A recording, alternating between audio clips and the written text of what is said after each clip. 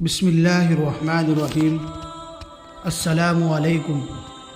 مسجد اللہ کا گھر ہے، ایک عبادت کرنے کی جگہ ہے جہاں لاکھوں انسان مل کر اللہ کی عبادت کرتے ہیں، جہاں انسان کو سکون ملتا ہے۔ اگر آپ ایک مسلمان ہیں تو آپ کو مسجد کے بارے میں 5 باتیں معلوم ہونی چاہیے کہ اللہ نبی صلی اللہ علیہ وسلم جب مسجد میں داخل ہوتے تھے تو کیا کرتے تھے، کس طرح مسجد میں داخل ہوتے تھے، یہ باتیں ہمیں معلوم ہونی چاہیے، اس لیے کہ اللہ نبی صلی اللہ علیہ وسلم نے ہر چیز ہمیں بتائی ہے۔ تو آج ہم اس ویڈیو میں جانیں گے کہ اللہ کے نبی صلی اللہ علیہ وسلم مسجد میں کس طرح داخل ہوتے ہیں۔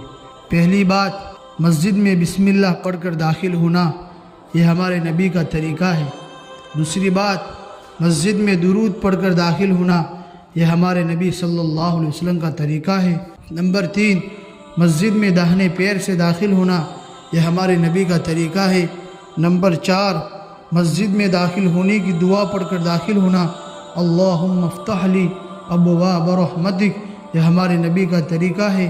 نمبر 5، مسجد میں اعتکاف کی نیت کرنا، یہ ہمارے نبی کا طریقہ ہے۔